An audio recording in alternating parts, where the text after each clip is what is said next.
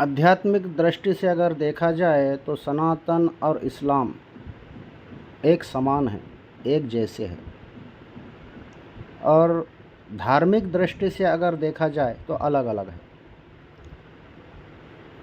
क्योंकि इंसान को वही दिखता है जो उसकी नज़र है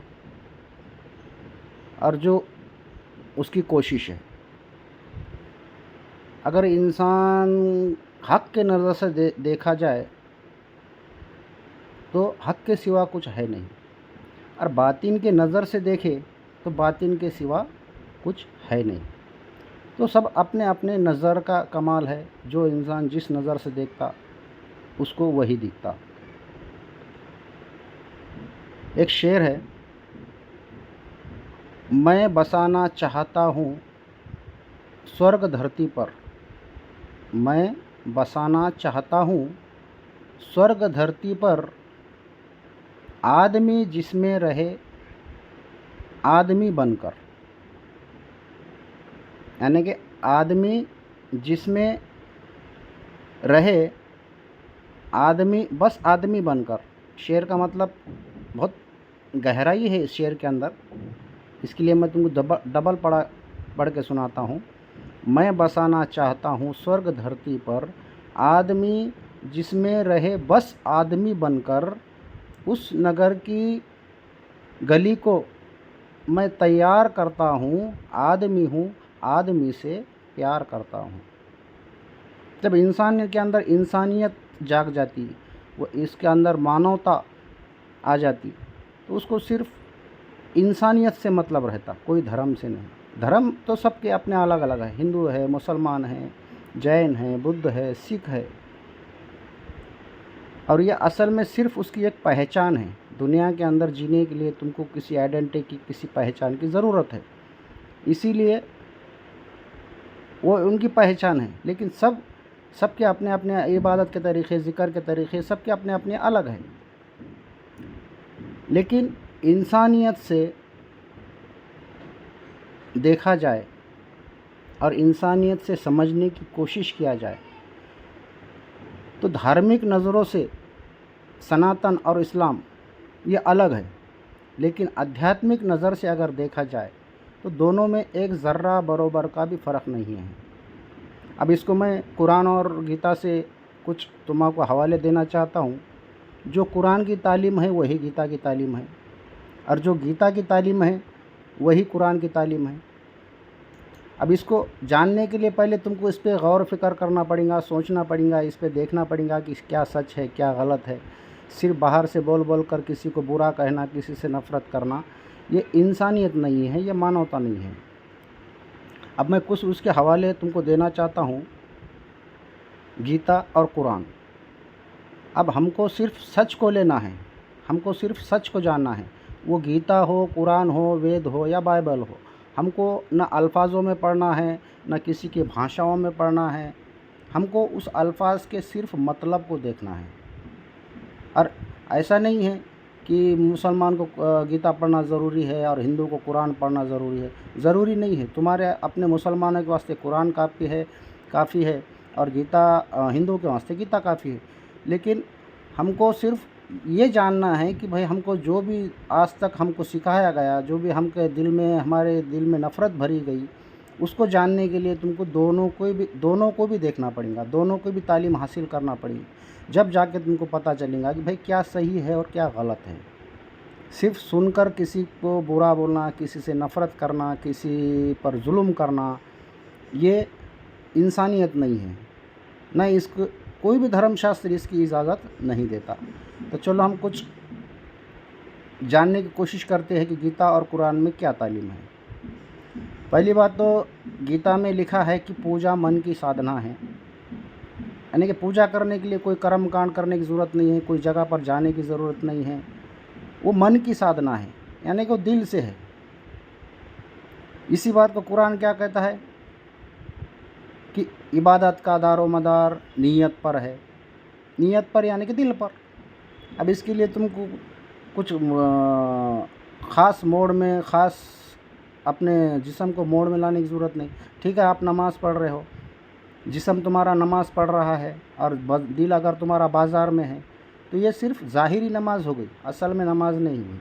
हाँ, दिल अगर तुम्हारा अल्लाह के ज़िक्र में है और जिस्म तुम्हारा अगर बाज़ार में भी है, तो फिर भी तुम्हारी इबादत कबूल है। इसी को कुरान ने कहा कि इबादत का दारोमदार नियत पर है।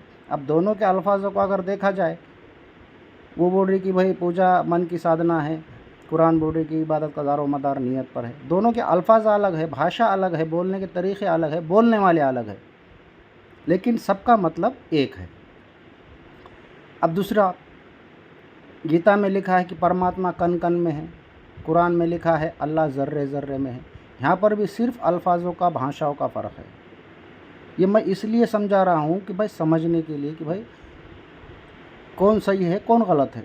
अगर तुम सच्चाई को पता करेंगे तो तुमको हक़ के सिवा दूसरा कुछ नज़र नहीं आएगा। अब दूसरी जगह गीता में लिखा है परमात्मा आदि भी है, अंत भी है, साकार भी है, निराकार भी है। आदि का मतलब अव्वल है, अंत का मतलब आखिर है, साकार का मतलब ज़ाहिर है, निराकार का मतलब बातिन है। और कुरान भी इसी बात को कहता है, अल्लाह अव्वल भी है, आखिर भी है, ज़ाहिर भी है, बातिन भी है। यहाँ पे भी सिर्फ अल्फाजों का फ़र्क है, दोनों का मतलब एक है। अब इस्लाम का कलमा है ला इलाहा इल्लल्लाह मुहम्मदुर रसूलुल्लाह, नहीं है कोई अल्लाह के सिवा। तो यही कलमा वेद के अंदर भी है, एक को ब्रह्म द्वितीय नास्ति किंचन, एक ही ब्रह्म है, दूसरा नहीं है, नहीं है, नहीं है। यहाँ पे भी अल्फाजों का फ़र्क। दूसरी जगह गीता में कहा है कि परमात्मा इंसान के हृदय में रहता है, हृदय यानी कि दिल। ईश्वर प्राणी मात्र के हृदय में है, निवास करता है, इतना समीप है, यानी कि इतना नज़दीक है तुम्हारे, फिर तुम क्यों नहीं देखते। कुरान क्या कहती है कि अल्लाह तुम्हारे हमराह है, तुम्हारे साथ है, तुम्हारे नफ्सों में है, फिर तुम क्यों नहीं देखते। यहाँ पे भी सिर्फ ज़ुबान और लफ्ज़ों का फ़र्क। अब दूसरी जगह है गीता में लिखा है कि परमात्मा को छोड़कर अन्य की पूजा, अनन्य देवताओं की पूजा करने वाला काफिर है, असुर है, शैतान है। यहाँ तो शैतान कहा गया। कुरान इस बात को क्या कर रहा है, एक अल्लाह को इबादत कर छोड़कर किसी दूसरे की इबादत करने वाला काफिर है। अब यहाँ पे भी अल्फाजों का फ़र्क है। अब दूसरी जगह है गीता में लिखा है कि परमात्मा के प्राप्ति यानी कि परमात्मा को हासिल करने के लिए किसी गुरु के शरण में जाओ, किसी तत्वदर्शी के पुरुष में जाओ। तत्वदर्शी यानी कि तत्व का ज्ञान रखने वाला। तो यहाँ पे भी कुरान इसी बात को क्या कहता है, ए लोगों अल्लाह की राह में वसीला तलाश करो ताकि तुम फला पाओ। यानी कि यहाँ पे वही बात कही कि अल्लाह को अगर जानना है, अल्लाह को पहचानना है, तो तुमको एक गुरु की ज़रूरत है। अब यहाँ पे भी अल्फाजों का फ़र्क है, दोनों का मतलब एक है। फिर दूसरी जगह कृष्ण ने अर्जुन को कहा कि ए अर्जुन, जिसने आत्मज्ञान प्राप्त किया, जिसने अपने आप को जान लिया, जिसने अपने आत्म स्वरूप को जान लिया, उसको कोई पूजा पाठ कर्म कांड करने की ज़रूरत नहीं। करे तो भी ठीक है, नहीं करे तो भी ठीक है। समझ में आया। और यही बात हदीस कुदसी में है। हज़रत अली फरमाते हैं कि मन अरफ़ा नफ्सहु फ़क़द अरफ़ा रब्बहु, जिसने अपने आप को जाना, जिसने अपने खुदी को जाना, जिसने अपने नफ्सों का इल्म हासिल किया, उसने खुदा को जाना। यहाँ पर भी दोनों अल्फाजों का फ़र्क है, मतलब दोनों का एक है। फिर दूसरी जगह मोहम्मद सल्लल्लाहु अलैहि वसल्लम की हदीस है कि जिसने अल्लाह की मारिफत हासिल कर ली, उसको मुँह से अल्लाह अल्लाह कहने की कोई ज़रूरत नहीं। इसी बात को गौसे आज़म दस्तगीर कहते हैं कि जिसने अल्लाह का वस्ल हासिल किया, अगर फिर भी उसने इबादत का इरादा किया तो शिर्क व कुफ्र किया। दोनों की बात एक हो गई। दूसरी जगह लिखा है कि मनुष्य, गीता में लिखा है कि मनुष्य जन्म अति दुर्लभ है। देवता भी प्रार्थना करते हैं कि हमको मनुष्य योनि में पैदा कर। इसी को कुरान में अल्लाह क्या बोलता कि इंसान अशरफुल मखलूक़ात है। फरिश्ते भी दुआ करते हैं कि हमको उम्मत मोहम्मदी में पैदा कर। यानी कि इंसान एक आला है, सबसे आला, और बहुत मुश्किलों से ये मिलता। और फरिश्ते भी दुआ करते कि हमको इस उम्मत मोहम्मदी में पैदा कर।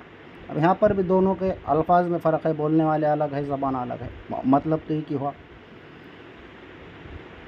कुरान में अल्लाह ताला फरमाता है ना अल्लाह की कोई शक्ल है, ना कोई सूरत है, ना कोई तस्वीर है, ना उसको कोई पैदा करने वाला है, वो अकेला है, वो खुद से है। हाँ, इसी को गीता में क्या कहा गया, परमात्मा की कोई मूर्ति नहीं, कोई तस्वीर नहीं, कोई प्रतिमा नहीं, वो निराकार है। निराकार यानी कि उसका कोई आकार ही नहीं है। हाँ, दूसरी यजुर्वेद अध्याय 32 मंत्र नंबर 3, उसमें कहा गया है कि उस ईश्वर की कोई मूर्ति अर्थात प्रतिमा नहीं जिसका महान यश है। महान यश यानी कि तमाम तारीफ़। यहाँ पर भी मूर्ति पूजा को उनमें भी नहीं मानते, क्योंकि उसकी मूर्ति है ही नहीं तो बनेगी कहाँ से। दूसरी जगह पे है अध्याय यजुर्वेद में है अध्याय 40 मंत्र 9, जो लोग ईश्वर के स्थान पर जड़ प्रकृति या उससे बनी मूर्तियों की पूजा करते हैं वो घोर अंधकार में हैं। जो लोग ईश्वर के स्थान पर जड़ प्रकृति यानी कि पत्थर, मिट्टी, जड़ जिसमें कोई जान नहीं रहती, प्रकृति से बनी मूर्तियाँ, जैसा कि हम मिट्टी से मूर्ति बनाते, पत्थर से मूर्ति बनाते, जो उसकी उपासना करते हैं वो घोर अंधकार में है। अंधकार यानी कि उनको अंधेरे में है। यहाँ पे वही कहा गया। दूसरी जगह है शतपथ ब्राह्मण में, जो जन परमेश्वर को छोड़कर किसी अन्य की उपासना करता है वो विद्वानों के दृष्टि में पशुवत है। यहाँ पे भी वो बोला गया है कि भाई एक अल्लाह को छोड़कर किसी और की इबादत करने वाला जानवर है। अब दूसरी जगह देखो, कुरान कहता है कि अल्लाह को कोई आँख नहीं देख सकती। कुरान के अंदर आयत है वला तुदरिकुल अबसारा। अब इसकी वजाहत तो मैं करूँगा नहीं, मगर यह आयत है कि अल्लाह को कोई आँख नहीं देख सकती। यही बात गीता के अंदर कृष्ण कहता है कि परमात्मा को कोई दृष्टि देख नहीं सकती, उसको मन की आँखों से देखा जा सकता है। ये बात हुजूर सल्लल्लाहु अलैहि वसल्लम का फरमा रहे कि अल्लाह को दिल के आँखों से देखा जा सकता है। यहाँ पे भी सिर्फ ज़ुबान का फ़र्क, भाषा का फ़र्क, मतलब एक ही है। कुरान में है अल्लाह अनहद है, वो इतना वसी है, वो उसका कोई दायरा नहीं, वो अनहद है। यही बात गीता में भी कहा गया है कि परमात्मा की कोई सीमा नहीं, वो अनसीमित है, उसकी कोई हद नहीं, वो अनहद है। फिर दूसरी जगह कहा गया है कि अना मिन नूरिल्लाह मिन नूरी, मैं अल्लाह के नूर से हूँ, तमाम कायनात तमाम दुनिया मेरे नूर से है। इसी बात को उनका भी धर्मशास्त्र कहता है कि इस ब्रह्म से ही इस जगत की उत्पत्ति हो गई, यानी कि ब्रह्म से ही ये जगत बना। तो ये यहाँ पे भी भाषा का फ़र्क है, ज़ुबान का फ़र्क है, मतलब दोनों का एक है। अब यहाँ किसी ने सनातन धर्म के अंदर ये ऐलान किया कि अहम ब्रह्मास्मि, मैं ही ब्रह्म हूँ। इसी बात को इस्लाम ने भी, किसी ने अनल हक का नारा लगाया कि मैं ही हक हूँ। यहाँ पे भी ज़ुबान का फ़र्क है। और सबसे बड़ा मसला ये है, सबसे अगर गौर करने वाली बात है, अगर इस्लाम सच में अगर अपोजिट है, 10-20 का फ़र्क है, तो फिर इनके अंदर बहुत फ़र्क दिखना चाहिए था। जैसा कि हम एक बोल रहे तो उन्होंने 5 बोलना था, 4 बोलना था। हाँ, अब यहाँ बहुत गौर व फिक्र करने वाली बात है। जब मुसलमान हज को जाता तो वहाँ के अगर अरकानों पर अगर तुम गौर व फिक्र से सोचेंगे, जैसा कि हज करने जाने के बाद उसको भाई वहाँ पे अपने बालों को मुड़ाना पड़ता, वहाँ पर तवाफ़ करने के लिए बिना सिला हुआ कपड़ा पहनना पड़ता, ना उसके अंदर चड्डी है, ना बनियान है, ना पैंट है, ना शर्ट है, सिर्फ उस कपड़े को लपेटना पड़ता बिना सिला हुआ और काबे को जाकर उसको 7 चक्कर लगाना पड़ते, हर चक्कर में उसको काबे का तवाफ़ करना पड़ता। अब यही बात को अगर तुम देखा जाए तो हिंदू धर्म के अंदर जब मंदिर की परिक्रमा होती, मंदिर की परिक्रमा, जब पंडित भी परिक्रमा के लिए अपने मंदिर को जाता तो उसको भी सर मुंडाना पड़ता, उसको भी बिना सिला हुआ कपड़ा पहनना पड़ता, उसको भी मंदिर को 7 चक्कर ही लगाना पड़ते हैं, हर चक्कर को उसको हाथ जोड़कर नमस्कार करना पड़ता। तो इन दोनों अरकानों में इतनी मिली जुली क्यों है? जब इस्लाम और सनातन बहुत अलग है, दोनों के अंदर बहुत ज़्यादा फ़र्क है, तो ठीक है, मंदिर को फिर पंडित ने 10 चक्कर लगाना था, मुसलमानों ने 7 लगाना था। या तो फिर मुसलमानों ने 10 चक्कर लगाना था, उन्होंने 7 लगाना था। ये दोनों का साथ ही क्यों है भाई? एक उल्टा चक्कर मार रहा और एक सीधी चक्कर मार रहा, मगर दोनों के अरकानों में कोई फ़र्क नहीं है। हाँ, अब ये एक बात हुई। अब इस सनातन धर्म में कहा गया है कि पंच महाभूतों की पूजा करो। इस्लाम कहता है पंजतने पाक से मोहब्बत करो। यहाँ पे भी 5 का ही है आंकड़ा, दोनों तरफ 5 5 ही है। एक में 10 होना था, एक में 4 होना था, एक में 5 है तो दूसरे में 7 होना था। अगर फ़र्क होता तो ये हो भी जाता। लेकिन तुम गौर करो, उधर भी 5, इधर भी 5, उधर भी 7, इधर भी 7, सेम, सिर्फ उसके थोड़े तब्दीली हो गई है, अरकानों के अंदर थोड़ी बदलाहट हो गई है, लेकिन दोनों को अगर देखा जाए तो दोनों का एक ही है। योगा दूसरी जगह है, देवताओं को पूजने वाले देवताओं को प्राप्त होते हैं, पितरों को पूजने वाले पितरों को प्राप्त होते हैं, और भूतों को पूजने वाले भूतों को प्राप्त होते हैं। यानी कि इंसान जिसकी भी इबादत करता है, जिसकी भी पूजा करता है, उसको वही मिलता। यानी कि इंसान जो कोशिश करता उसको वही मिलता। इसी को हुजूर सल्लल्लाहु अलैहि वसल्लम ने फरमाया कि दुनिया का इरादा करने के लिए जिसने दुनिया का इरादा किया उसके लिए दुनिया है, जिसने उक़बा का इरादा किया उसके लिए उक़बा है, और जिसने राहे हक़ के लिए इरादा किया उसके लिए सब कुछ है। यानी कि इंसान जो चाहता, जो उसकी कोशिश है, उसको वही मिलता। तुम अगर दुनिया को चाहेंगे, दुनिया की अगर कोशिश करोगे तो दुनिया मिलेंगी। उक़बा यानी कि जन्नत, मलाइका, हूर, उसकी कोशिश करेंगे, उससे उसके तरफ दौड़ने की कोशिश करेंगे, तुमको वो मिलेगा। लेकिन जो इंसान राह हक़ के लिए तलाश में निकलता है, हक़ को जानने के लिए तलाश करता है, उसके लिए सब कुछ है। ये बात हो गई। तो इन तमाम बातों से बस यही पता चलता है कि इस्लाम और सनातन धार्मिक नज़रों में अलग है और आध्यात्मिक नज़रों में एक है। आध्यात्मिक नज़र मतलब कि जांच पड़ताल अंदर, भाई इनका असली सच क्या है, इसको जानने के लिए तुमको गीता पढ़ना पड़ेगा, वेद पढ़ना पड़ेगा, बाइबल पढ़ना पड़ेगा। सिर्फ पढ़ना पड़ेगा कई के लिए, सच को जानने के लिए। पढ़ने के लिए तुमको, मुसलमान को कुरान काफ़ी है, उसको कोई किताब पढ़ने की ज़रूरत नहीं। अगर कुरान को भी उसने ईमानदारी से, सच्चाई से पढ़ने की कोशिश की तो उसको वही मिलेगा जो अभी मैंने पेश किया। तो हमको पढ़ना इसलिए है कि सिर्फ हक़ को जानने के लिए। ऐसा नहीं कि भाई गीता को पढ़ने से हमको इतना सवाब मिलेगा, ये मिलेगा, वो नहीं। सिर्फ पढ़ना है सच्चाई को जानने के लिए, हक़ को जानने के लिए। तो ये एक जो मैंने तफसीर से तुमको जो भी इल्म दिया, जो भी तुमको गीता के, कुरान के हवाले दिए, ये सिर्फ़ और सिर्फ इंसानियत को इंसानियत के जोड़ने के लिए। मेरा मकसद न किसी धर्म को नीचा दिखाना है, न किसी धर्म को ऊंचा दिखाना है।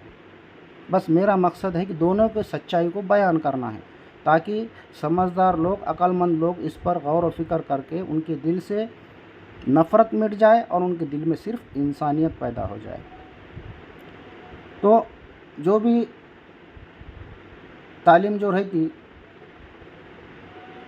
पहले तो तालीम सबके अलग अलग है। जैसा हिंदू धर्म में कहा है कि धर्म, अध्यात्म, भक्ति, मुक्ति। धर्म इंसान को तोड़ता, अध्यात्म जोड़ता, भक्ति एक करती, और मुक्ति में कुछ रहता ही नहीं, सब मिट जाता। तो धार्मिक लोगों का काम है नफ़रत फैलाओ, अपनी दुकानदारी चलाओ, इसके पीछे कहीं ना कहीं राजनीति है। बस ये समझना एक अक्लमंद इंसान के लिए बहुत ज़रूरी है। बस मेरा मकसद सिर्फ इतना ही था कि भाई इंसानियत का सबक देना, मानवता का ज्ञान देना, इंसान को इंसान से जोड़ना। जो जैसा है वो अपने जगह पर ठीक है, और जो इंसान जो करेगा उसका बदला उसको मिलने वाला, हमको नहीं मिलने वाला। हमको सिर्फ देखना है कि भाई सामने वाला इंसान है, इंसानियत के नाते उससे मोहब्बत करो, इंसानियत के नाते उसके कुछ ज़रूरतों को पूरा करो, इंसानियत के नाते उससे कम 2 मोहब्बत के बोल बोलो। तो ये है मकसद। इससे अलावा मेरा दूसरा कोई मकसद नहीं है। और इसके बाद भी मैं एक वीडियो बनाऊंगा जो इसी पर, यही मौजू पर रहेगा, क्योंकि मैं जो भी वीडियो बनाऊंगा सिर्फ इंसानियत को जोड़ने के लिए बनाऊंगा, इंसान को तोड़ने के लिए नहीं। तो जैसा इंसान को समझ है, जैसा उसकी कोशिश है, इंसान उसको पा लेता। अगर ऐसे ही वीडियो तुमको आगे सुनने की चाहत है, सच्चाई का इल्म हासिल करने की अगर तुम्हारे में चाहत है, तो तुम खुद से भी गौर व फिक्र करो। और इसके आगे मैं वीडियो बनाऊंगा कि इस्लाम क्या है। अब बहुत सौ का कहना है कि भाई इस्लाम सिर्फ 1400 साल पुराना है, बहुत सौ का कहना है कि इस्लाम सिर्फ़ और सिर्फ मुसलमानों के लिए है, बहुत सौ का कहना है कि भाई इस्लाम एक मज़हब है, एक दायरा है। तो इस सब इस्लाम की हकीकत कुरान से, हदीस से, हर चीज़ से मैं पेश करने की कोशिश करूँगा। और इतनी बात कर कर मैं ये वीडियो, अब मेरी बात मैं बंद करता हूँ। अगर अच्छा लगे तो ठीक है, नहीं अच्छा लगे तो भी ठीक है, क्योंकि इंसान की अपनी अपनी समझ है और समझ के हिसाब से इंसान समझ सकता है। अगर ये वीडियो तुमको बहुत अच्छा लगे, इंसानियत का अगर तुमको भी पैगाम पहुंचाना है, मानवता की तुमको भी अगर प्रचार करना है, तो अपने दोस्तों को, अपने रिश्तेदारों को इस बात का इल्म दे और उनको बहुत अच्छे तरीक़े से समझाने की कोशिश करे। बस इसके बाद मैं अपनी बात ख़त्म करता हूँ।